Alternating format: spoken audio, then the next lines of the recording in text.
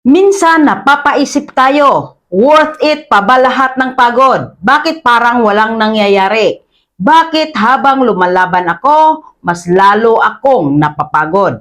At darating talaga ang punto sa buhay na parang gusto mo na lang huminto. Pagod ka na mentally, pagod ka na emotionally. Pagod ka na kahit wala ka namang mabigat na ginagawa physically.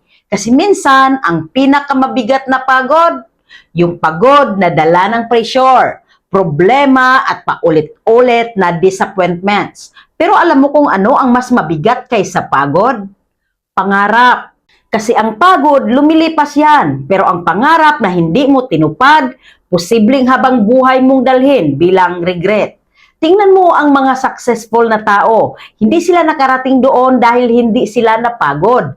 Nakarating sila doon dahil kahit pagod na, tumuloy pa rin sila. Kasi ang totoo, walang madaling pangarap. Lahat may kapalit na puyat, may kapalit na sacrifice, may kapalit na rejection, may kapalit na failures. Yung iba nga, walang support nung nagsisimula. Pinagtawanan pa, minamaliit pa. Pero bakit sila nananalo sa huli? Kasi mas matimbang sa kanila ang pangarap kaysa pagod. Kaya ikaw na nakikinig ngayon, oo, valid ang mapagod, valid ang umiyak, valid ang mawala ng gana minsan. Pero huwag mong hayaan ang pagod ang magdesisyon para sa future mo. Magpahinga ka kung kailangan, pero huwag kang susuko. Kasi tandaan mo ito, ang pangarap, hindi para sa mabilis sumuko. Para ito sa mga taong marunong lumaban kahit hindi sigurado ang resulta. At minsan, ang breakthrough mo, nakatago lang pala sa panahon na gusto mo nang tumigil. Kaya kung tinatanong mo ako, ano ang mas matimbang?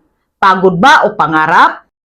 Para sa akin, pangarap pa rin. Dahil ang pagod kayang pahupahin ng pahinga. Pero ang pangarap, kapag binitawan mo, posibleng habang buhay kang manghinayang. Kaya laban lang.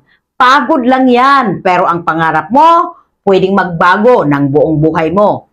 Ano sa palagay mo? See you in the comment section and paki-like, follow, and share na rin for more tips.